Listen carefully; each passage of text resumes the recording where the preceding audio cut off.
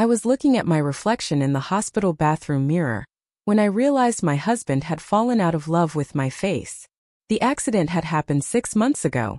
A drunk driver ran a red light and changed everything in an instant.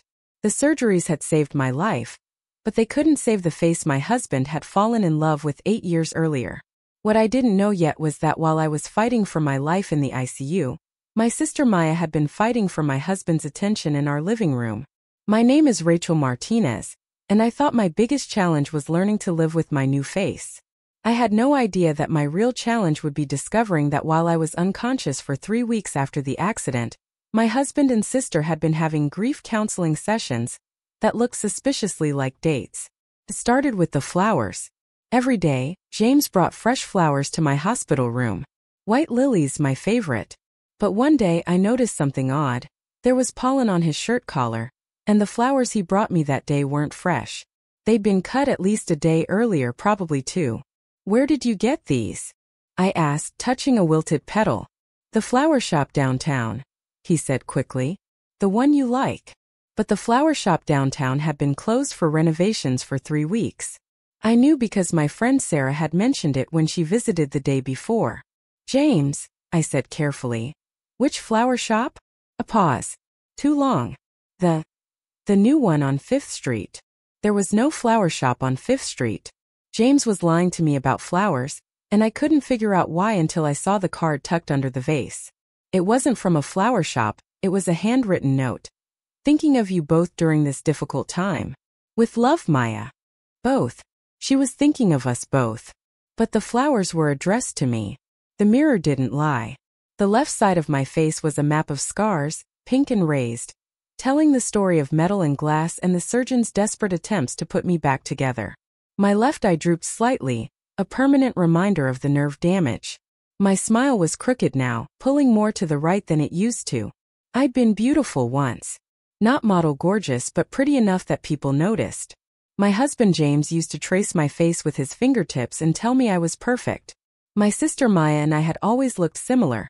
Same dark hair, same brown eyes, same olive skin that tanned easily in the summer. People used to mistake us for twins, though she was 2 years younger. Now Maya looked like the sister I used to be, and I looked like this. "Rachel." James called from the hospital room. "Are you okay in there?" I splashed cold water on my face and walked back to the bed where I'd been living for 3 weeks. The final surgery was healing well, the doctors said. I could go home soon. Back to our apartment, back to our life, back to pretending that nothing fundamental had changed between us. But everything had changed. I started watching more carefully after that. Small things that didn't add up. James would come to visit me in the evening smelling like Maya's perfume. That vanilla and jasmine scent she'd worn since high school. When I asked if he'd seen Maya, he'd say she'd stopped by the house to drop off groceries or pick up mail. But Maya had her own apartment. Why would she need to pick up mail from our house? "She's been such a help," James would say. "Running errands while I'm here with you. You're lucky to have a sister who cares so much." I was lucky. That's what everyone kept telling me. Lucky to survive the accident. Lucky to have a devoted husband. Lucky to have a caring sister. But luck felt like the wrong word when I noticed that James had started showering before coming to see me. He used to come straight from work, still in his suit, smelling like his office and the coffee he drank all day. Now he arrived in casual clothes, hair still damp, wearing cologne I'd never smelled before. "Did you go home first today?" I asked one evening. "Just to change clothes. The hospital can be clinical." I wanted to feel more comfortable. "And Maya? Did you see Maya?" Something flickered across his face. "She stopped by while I was getting ready. She wanted to know how you were doing." "How long was she there?" "I don't know. 20 minutes. She made coffee while I showered." My sister had made coffee in my kitchen while my husband showered in my bathroom. And somehow this was supposed to be normal. That night, I called Maya from the hospital phone. "Rachel." Her voice was bright, cheerful. Too cheerful for 10 p.m. "How are you feeling?" "I'm okay. James mentioned you stopped by today." "Oh yes. I brought groceries. You know how men are. He was living on takeout and cereal." "That was thoughtful of you." "Of course. We're family. I want to make sure he's taking care of himself so he can take care of you." There was something in her voice when she said we're family that made my stomach turn. An intimacy that felt too comfortable, too familiar. Maya, can I ask you something? Of course. When you're at the house, do you spend time in our bedroom? Silence. Too long. What do you mean? I mean, do you go into our bedroom for any reason? To get things for me, or sometimes, if I need to get your pajamas or books or things you've asked for. But I hadn't asked for anything from the bedroom. All my personal items were already at the hospital. Maya, are you and James? Rachel, what are you asking me? The question hung between us, and I realized I wasn't ready to hear the answer. Nothing. I'm just tired. The medication makes me paranoid sometimes. I understand. This is hard on everyone. But Rachel, I need you to know that James loves you so much. He talks about you constantly. About your recovery, about your future together. About our future together. But what kind of future was she imagining? After I hung up, I lay in the dark thinking about the timeline. The accident had happened 6 months ago. I'd been unconscious for 3 weeks, then in intensive care for another 2 weeks. Then surgery after surgery, recovery, rehabilitation. During all of that time, James had been the devoted husband, visiting every day, advocating for my care, making medical decisions when I couldn't. And Maya had been the supportive sister, helping with practical matters, providing emotional support. When had it changed? When had devotion become obligation? When had support become something else entirely? I decided to call in reinforcements. Sarah, I said when my best friend answered her phone. I need you to do me a favor, and I need you not to ask questions. Okay, that sounds ominous. What do you need? I need you to drive by my house tomorrow around 6 p.m. and tell me what you see. Rachel, please, just do this for me. The next evening, Sarah called me back. Okay, she said. I drove by your house. There were 2 cars in the driveway. James's car and a white Honda Civic. Maya's car. Did you see anyone? I saw movement in the front window. It looked like 2 people in the living room. Could you tell what they were doing? Sarah hesitated. Rachel, I think they were sitting close together on the couch. My couch, where James and I used to watch movies and fall asleep together on Sunday afternoons. How close? Close enough that, look, I might be wrong. Maybe they were just talking. But she didn't sound like she thought they were just talking. That night I made a decision. I was going to confront James, but I needed proof. I needed to know for certain what was happening in my house while I was stuck in a hospital bed. The next morning, I told James the first was feeling much better, and that he didn't need to visit that evening. Are you sure? I don't mind coming by. I'm sure. You've been here every night for weeks. Take some time for yourself. Maybe I'll just stay home, order pizza, catch up on some work. That sounds perfect. At 7 p.m. I called our house phone. James answered on the second ring. Hello.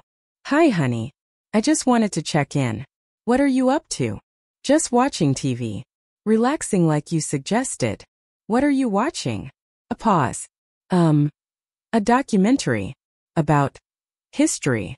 Which channel? Discovery. I think. I've been watching the hospital TV all day. There was no history documentary on Discovery at that time. There was a cooking show. Sounds interesting. Well, I'll let you get back to it. Okay. Love you. Love you too. I hung up and immediately called Maya's cell phone. It went straight to voicemail. 20 minutes later, I called the house again. This time it rang 4 times before James answered. And when he did, he sounded out of breath. Hello. Hi, it's me again. Sorry to bother you. No, it's fine. What's up? I thought I heard Maya's voice in the background. Is she there? Silence. Then, she stopped by to drop off some things. She's leaving now. Can I talk to her? She's already gone. Just walked out the door. But I could hear a woman's voice in the background speaking quietly. And it wasn't coming from the television. James, I'm going to ask you a direct question. And I need you to give me an honest answer. Okay. Are you having an affair with my sister? The silence that followed was the longest of my life. When he finally spoke, his voice was different. Strained. Rachel, you're in the hospital recovering from a traumatic accident. You're on medication, you're stressed. That's not an answer. You're imagining things that aren't there. So you're saying no? You're saying you're not having an affair with Maya. Another pause. I'm saying you need to focus on getting better. James. What? I want you to come to the hospital tomorrow morning. And I want you to bring Maya with you. Rachel. Both of you. Tomorrow at 10 a.m. I hung up before he could respond. That night was the longest of my life. I stared at the ceiling, replaying every conversation, every strange moment, every gut feeling I dismissed as paranoia. The pattern was clear once I stopped making excuses for it. James and Maya had been spending time together while I was hospitalized. A lot of time. Intimate time based on the cologne and the perfume and the way they both sounded when I caught them off guard. But the worst part wasn't the betrayal itself. The worst part was how they both looked me in the eye day after day and lied to me while I was at my most vulnerable. At exactly 10 a.m. the next morning, James walked into my hospital room. Alone. Where's Maya? She couldn't make it. She had to work. I specifically asked for both of you to be here. Rachel, this whole thing is getting out of hand. Maya is trying to help us through a difficult time, and you're turning it into something it's not. What is it, James? What exactly is Maya helping us with? He sat down in the visitor's chair and rubbed his face with his hands. She's helping me cope. Cope with what? With this. With seeing you. With watching you struggle. With wondering if you're ever going to be the same person you were before. The honesty was brutal. At least it was honest. And how exactly is Maya helping you cope? She listens. She understands what I'm going through. What you're going through. James, I'm the one who was in the accident. I know that. But I'm the one who has to watch the person I love struggle with changes. Changes. He couldn't even say the word scars. And Maya understands this because she's watching her sister go through the same thing. So you comfort each other. Yes. By spending time alone together in our house. Sometimes. By lying to me about flower shops and documentaries and how long she stays. He was quiet. James, I'm going to ask you one more time. Are you having an affair with my sister? He looked at me directly for the first time since entering the room. Really looked at me, scars and all. I don't know, he said finally. You don't know. I don't know what to call what's happening between us. We haven't crossed certain lines. But what? But when I'm with her, I feel like I'm with the person you used to be. Before the accident. The words hit me like a physical blow. He just confirmed everything I'd suspected and feared. Maya looks like I used to look. Yes. And you can't love me the way I look now. I'm trying to. But you're not succeeding. No. At least he was finally being honest. Where is she now, James? Where is Maya right now? She's at work. Call her. Tell her I want to see her. Rachel. Call her now. Or I'll call her myself and tell her exactly what you just told me. James pulled out his phone and dialed. I could hear it ringing on speaker. James. Maya's voice came through the phone, soft and concerned. Is everything okay? How did it go with Rachel? How did it go with Rachel? As if I were a problem they were managing together. Maya, I said loudly enough for her to hear me through the phone. This is Rachel. I can hear you. Silence. I want you to come to the hospital. Now. Rachel, I'm at work. Maya. Either you come here right now, or I'm calling Mom and Dad and telling them that my husband and sister have been having an affair while I've been in the hospital. We haven't been having an affair. Then come here and explain to me what you have been doing. 45 minutes later, Maya walked into my hospital room. She looked beautiful, hairstyled, makeup perfect, wearing a dress I'd never seen before. She looked like she'd been getting ready for a date. Sit down, I said. She sat in the chair next to James, and I watched as they unconsciously leaned toward each other. Their body language told me everything I needed to know. Maya, I want you to tell me about your relationship with James. We don't have a relationship. We're family. He's married to you. That's not what I'm asking. I'm asking about the time you spend together. The conversations you have. The way you comfort each other. Maya and James exchanged a look that lasted too long and said too much. Rachel, Maya said carefully, James has been going through a really difficult time. Watching you suffer, not knowing if you were going to recover, dealing with all the medical decisions. And you've been helping him through this difficult time. Yes. How? By being there for him. By listening. By making sure he ate and slept and took care of himself. In our house. Sometimes. In our bedroom? Maya's face flushed red. Not like that. Like what, Maya? We haven't. Haven't what? James spoke up. We haven't slept together. But you've wanted to. Silence. You've thought about it. More silence. You've talked about it. Maya started crying. Rachel, I'm so sorry. I never meant for any of this to happen. What did happen, Maya? Explain to me exactly what happened. I was just trying to help. James was falling apart, and you were unconscious and someone needed to take care of things. So I helped. And somewhere along the way, you fell in love with my husband. It wasn't love.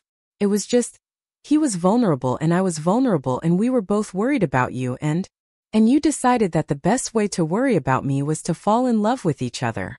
That's not what happened. Then what did happen? Explain it to me like I'm stupid, Maya. Explain to me how my husband and my sister end up having intimate conversations in my bedroom while I'm fighting for my life in a hospital. Maya wiped her eyes, smearing her mascara. James missed you. He missed the way you used to be. And I reminded him of that. Because I look like you used to look, Maya continued. Before the accident, the final piece of the puzzle fell into place. It wasn't just that they'd found comfort in each other during my recovery. It was that Maya represented the version of me that James could still love. So you became me, I said quietly. That's not. You became the version of me that my husband could still love. The version with an intact face. Maya was sobbing now. I didn't mean to. I didn't plan it. It just happened. Things like this don't just happen, Maya. You made choices. Both of you made choices. I looked at James, who'd been sitting silently during Maya's confession. Do you love her? I love what she represents. Which is what? The life we had before. The person you were before. And now? What do you feel about the person I am now? He looked at my scars, my crooked smile, my imperfect face. And for the first time since the accident, he was completely honest. I don't know how to love this version of you. The words hung in the air between us. Finally, the truth. Thank you, I said. For what? For finally being honest. I looked at both of them. My husband who couldn't love my scarred face, and my sister who tried to replace me with her intact one. I want both of you to leave. Rachel, Maya started. I want you to leave this room, and I want you to leave my life. Both of you. We can work through this, James said. We can go to counseling. James, you just told me you don't know how to love me as I am now. What exactly would we work through in counseling? How to pretend that's not true. I could learn. I don't want to be something you have to learn to love. I want to be someone who is loved for who they actually are. I pressed the call button for the nurse. I'm asking both of you to leave. Now. Maya stood up, still crying. Rachel, please. I know I messed up, but you're my sister. We can get through this. Maya, you had a choice. When James started confiding in you about his feelings, you could have told him to talk to a therapist. When you started developing feelings for him, you could have stepped back. When you realized you were becoming a substitute for me, you could have stopped. I tried to stop. No, you didn't. You moved into my life. You took care of my husband in my house in my bedroom while I was fighting to survive. You didn't try to stop anything. You embraced it. The nurse appeared in the doorway. Is everything all right here? These people are leaving, I said. And they won't be coming back. James stood up slowly. Rachel, I know I hurt you. I know we both hurt you. But throwing away 8 years of marriage. You already threw it away, James. The moment you decided you couldn't love my face, you threw it away. I'm just making it official. After they left, I sat alone in my hospital room and felt something I hadn't felt since before the accident. Relief. For months I'd been trying to figure out why my marriage felt different. Why my husband seemed distant. Why my recovery felt lonelier than it should have despite being surrounded by people who claimed to love me. Now I knew why. The people who claimed to love me had been living a lie while I fought to rebuild my life. But I was done fighting for people who saw me as a problem to be solved rather than a person to be loved.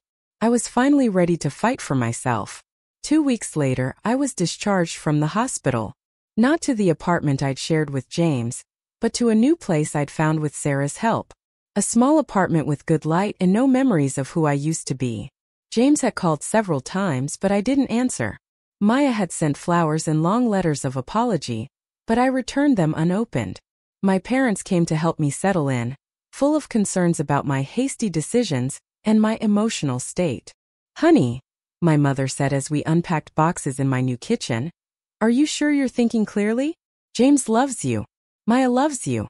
Maybe with some time and counseling." "Mom, James told me he doesn't know how to love me as I am now. Maya tried to replace me while I was unconscious. What part of that suggests love to you? People make mistakes during crisis. This wasn't a mistake. This was a choice. Multiple choices made over months." My father, who'd been quietly assembling furniture, finally spoke. "What do you need from us?" "I need you to understand that I'm not broken or confused or making decisions out of anger. I'm making decisions out of clarity. And Maya chose James over me. She can live with that choice." 3 months into my new life, I was starting to find my rhythm. Physical therapy twice a week, freelance work that I could do from home, evenings with Sarah or other friends who loved me exactly as I was. I was learning to cook for one, to make decisions without consulting anyone, to look in the mirror and see a whole person instead of a collection of scars. It was during one of these quiet evenings that I heard a knock at my door. Maya stood on my doorstep, looking smaller than I remembered. She'd lost weight, and there were dark circles under her eyes. "Before you close the door," she said quickly, "please just listen to me for 5 minutes. Maya, please. 5 minutes, and then I'll leave you alone forever if that's what you want." I stepped back and let her in, but I didn't invite her to sit down. "I came to tell you that James and I broke up," she said. "Okay. It ended 3 weeks ago. Why are you telling me this?" Maya sat down on my couch without invitation, and I could see that she was shaking. "Because I realized something, and I thought you should know." "What did you realize?" "That he was never in love with me." I waited for her to continue. "He was in love with the idea of you before the accident. I was just the closest thing he could find to that." "Maya, I already knew that. But I didn't. I thought what we had was real. I thought he saw me for who I was. And now you know he didn't. Now I know that he was using me to avoid dealing with reality. And I let him because I thought it meant I was special." Maya wiped her eyes with the back of her hand. "Rachel, I destroyed my relationship with my sister for a man who was never really seeing me at all." "Yes, you did. I know you can't forgive me. I know I don't deserve forgiveness. But I needed you to know that I understand now how wrong I was." "Maya, what do you want from me?" "Nothing. I don't want anything. I just wanted you to know that you were right about everything." She stood up to leave, then turned back. "And I wanted you to know that seeing you now, living on your own, building a new life, you look happier than you ever did when you were trying to be perfect for James." After she left, I sat on my couch thinking about what she'd said. Maya had learned the same lesson I had, just from the other side. That love based on appearance, on representing an idealized version of someone else, wasn't really love at all. The difference was that I'd learned it while building a new life. She'd learned it while destroying the relationships that mattered most. I felt sad for her, but I didn't feel ready to forgive her. Maybe I never would be. Some betrayals create too much damage to repair, even when both parties understand what went wrong. But I was grateful for one thing she'd helped me realize. I was happier now than I'd been in years. Even with the scars, even with the loneliness, even with the loss of people I thought would be in my life forever. I was happier because I was finally living as myself, instead of living as someone else's idea of who I should be. And that was worth every scar I'd earned to learn it. 6 months later, I ran into James at a coffee shop downtown. He looked older, tired, like someone who'd been forced to confront uncomfortable truths about himself. "Rachel," he said, "you look good." "Thank you.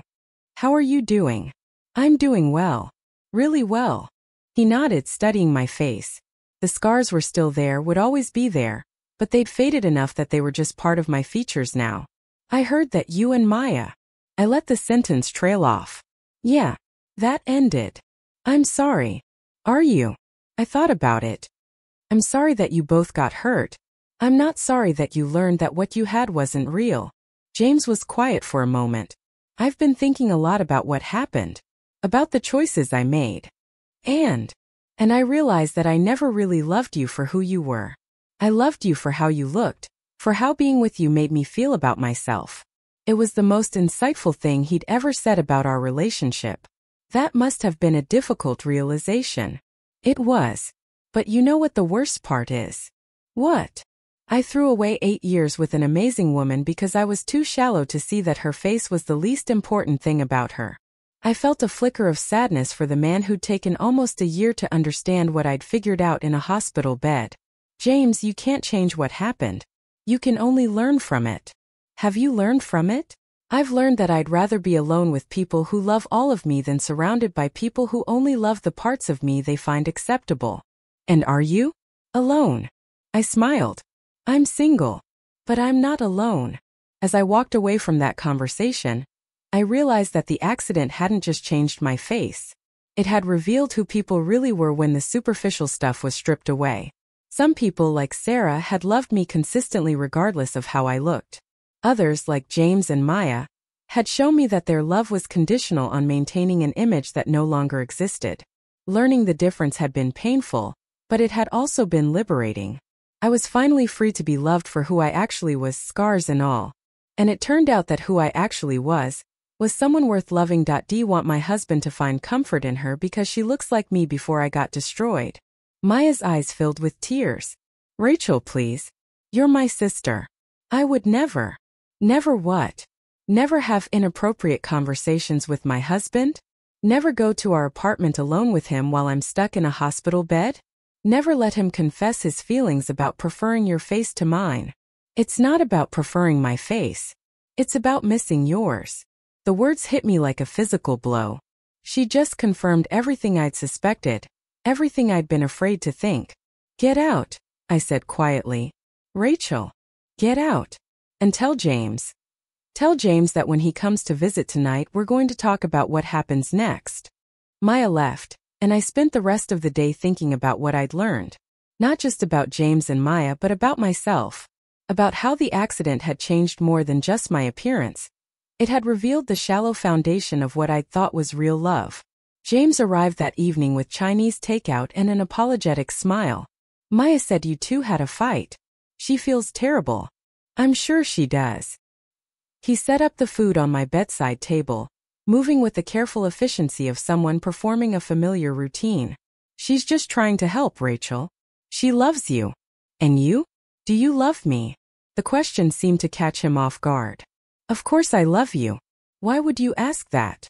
Because you can't look at me the same way anymore. Because you flinch when you see my face. Because you're having intimate conversations with my sister about how much you miss the way I used to look. James went very still. You heard us talking. I heard you saying that when you're with Maya, it's like seeing me the way I used to be. I heard you talking about what we've lost, as if I'm already dead. He sat down heavily in the visitor's chair, his head in his hands. Rachel, I'm sorry. I didn't mean for you to hear that. Are you sorry I heard it, or sorry you said it? Both. Neither. I don't know. He looked up at me, and this time he didn't look away. I'm trying, Rachel. I'm really trying to be the husband you need me to be. But you're not succeeding. No, he said quietly. I'm not. The honesty was brutal, but it was the first real thing he'd said to me since the accident. Do you want to leave me? I asked. I want to stay. Another brutal truth. He wanted to be the kind of man who could love me regardless of how I looked, but he wasn't that man. And Maya. He was quiet for a long time. Maya looks like you used to look. When I'm with her, I can pretend for just a few minutes that nothing changed. Are you in love with her? I'm in love with what she represents. What we lost. That's not an answer. I don't know, he said finally. Maybe. Yes. I think I am. I closed my eyes, feeling something break inside my chest. Not surprise, I'd known on some level since I'd heard them talking. but confirmation still hurt. Does she feel the same way? She says she's confused. She feels guilty because you're her sister, but she also feels connected to me because of what we're both going through. What they were both going through. As if Maya were also a victim of my accident. James, I said, opening my eyes and looking directly at him. I want you to leave. Leave the hospital? Leave me. Leave our marriage. Be with Maya if that's what you want. His face went white. Rachel, no. I don't want to abandon you. Especially not now, when you're still recovering. You already have abandoned me. You just haven't made it official yet. I can learn to. I can work on accepting the changes. I don't want to be something you have to learn to accept. I don't want to be a burden you carry because you feel obligated. We sat in silence for a few minutes, the Chinese food growing cold between us. If I could go back, James said finally. If I could change how I feel. But you can't. And I can't change how I look. The doctors said there might be more surgical options. Stop. I held up my hand. Just stop. I'm not going to spend the rest of my life trying to become someone I'll never be again so that my husband can love me. That night after James left, I made a decision. I called my lawyer and asked her to come to the hospital the next day. I called my best friend Sarah and asked her to help me find an apartment. I called my parents and told them I needed to see them. But first I called Maya. Rachel. She sounded surprised. I'm so sorry about earlier. I didn't mean.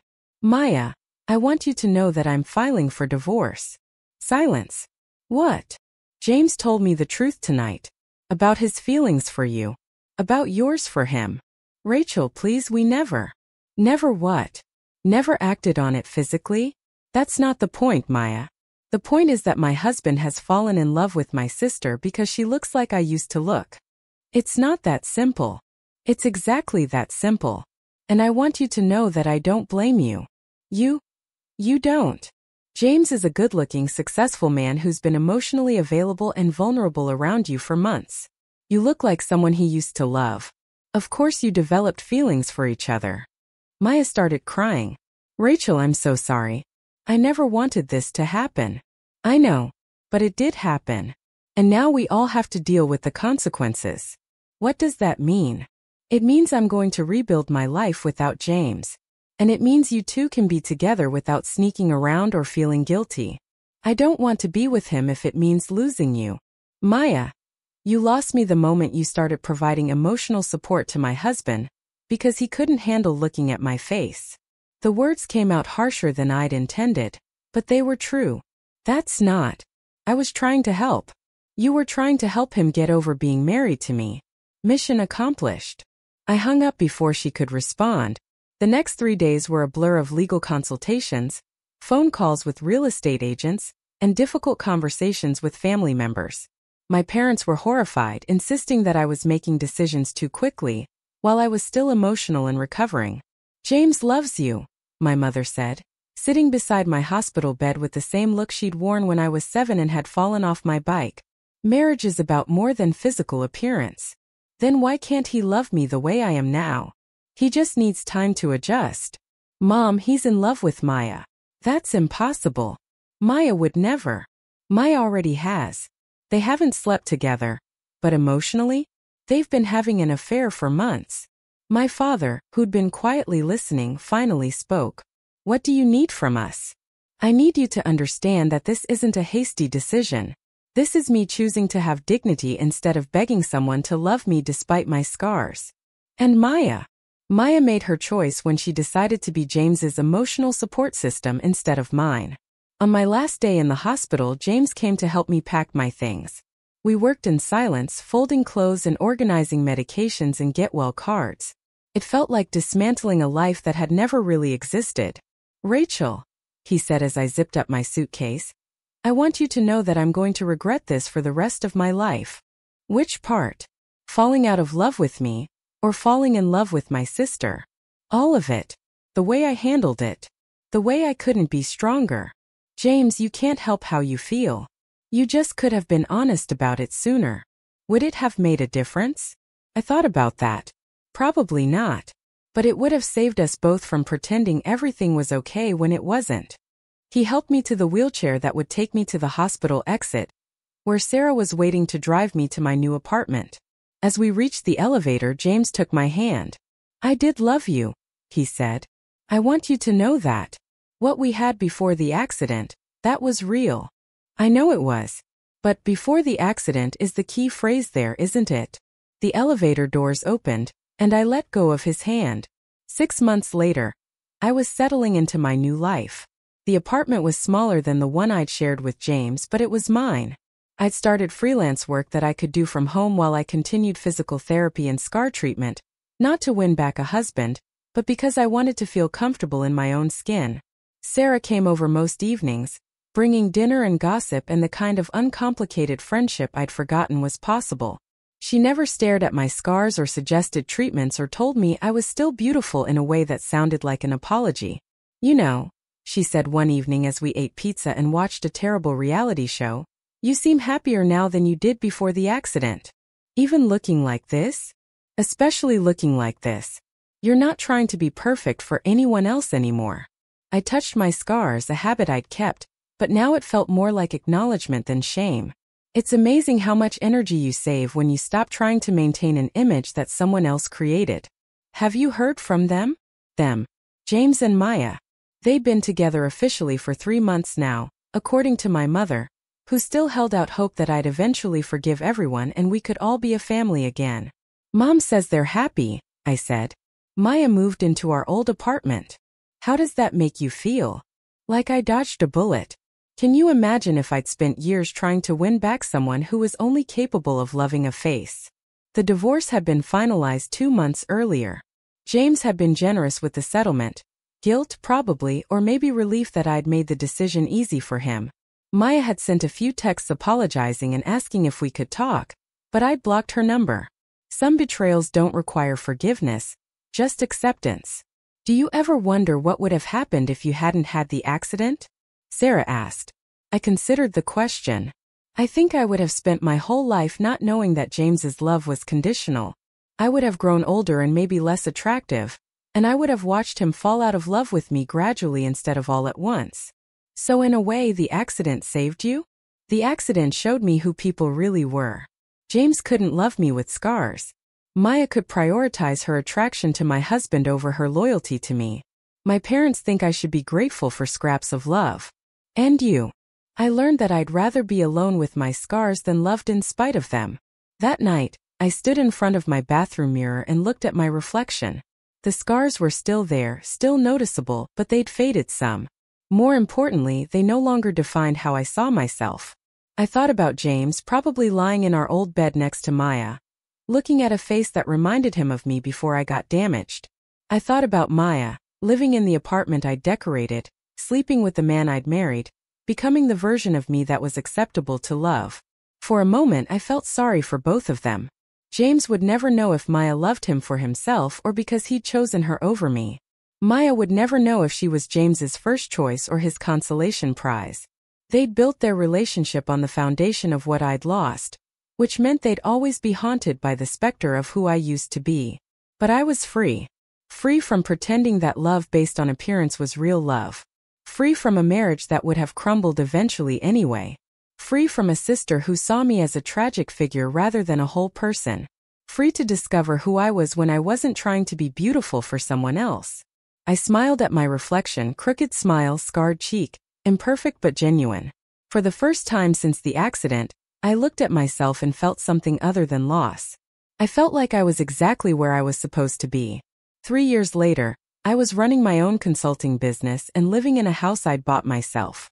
The scars were barely noticeable now, but more importantly, they were just part of my face. Not something to hide or apologize for or overcome. I'd started dating again, carefully, selectively, with men who saw my scars early and didn't suggest ways to minimize them. It turned out that there were people in the world who could love a whole person, imperfections included. Maya had gotten married to James last month. My mother had shown me pictures, and I'd felt nothing but mild curiosity about whether Maya was happy living someone else's life. The wedding looked lovely. Maya wore a dress very similar to the one I'd worn when James and I married. She'd styled her hair the way I used to wear mine. Even in the photos, It was clear that she'd become the woman James had wanted me to remain. I wondered if she ever looked in the mirror and saw herself, or if she only saw the acceptable version of me. But that was their story to write. Mine was just beginning. I was at a coffee shop near my office when I saw him. James sitting alone at a corner table, looking older and somehow smaller than I remembered. He spotted me at the same time, and for a moment, we just stared at each other across the crowded cafe. He stood up and walked over. Rachel. Hi. Hi, James. You look. He paused, searching for words.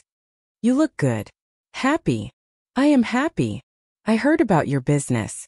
That's wonderful. Thank you. We stood there awkwardly, two people who'd once shared everything and now had nothing to say to each other. Rachel, he said finally, I want you to know that I think about you, about what I did, what I chose.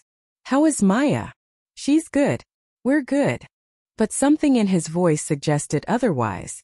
I'm glad, I said and meant it. Are you? Glad. I'm glad you both got what you thought you wanted. He studied my face, the face he'd once found too damaged to love, and I saw something like regret in his eyes. I think I made a mistake, he said quietly. Which mistake? Thinking that love was about how someone looked instead of who they were. I felt a flicker of something, not hope but sadness for the man who'd taken 3 years to learn what I'd figured out in a hospital bed. James, I said gently, you're married to my sister. Whatever mistakes you think you made, they're in the past. But if things were different, they're not different. This is the life you chose. I picked up my coffee and headed toward the door. As I reached it, I heard him call my name. Rachel. I turned back. For what it's worth, he said. You were right. About everything. I smiled, that crooked smile that had once made him flinch. I know. Outside, I walked to my car and sat for a moment, processing the encounter. 3 years ago, running into James would have destroyed me. Hearing him say he'd made a mistake would have felt like vindication. Now it just felt sad. He'd spent 3 years learning that appearance-based love was hollow, while I'd spent 3 years learning that I was whole exactly as I was. We'd both gotten an education, but only one of us had graduated. I drove home to my house, where I had dinner plans with a man who'd seen my scars on our first date and told me they were part of what made my face interesting. Where my cat would greet me at the door and my life would continue being exactly what I'd built it to be. Imperfect, authentic, and entirely my own. The accident had taken my old face, my marriage, and my sister. But it had given me something more valuable. The knowledge that I deserved love that wasn't conditional on staying frozen in time. James and Maya could have their fairy tale built on the bones of my old life. I had something better. I had the truth. And the truth, it turns out, was beautiful in ways that mirrors could never show.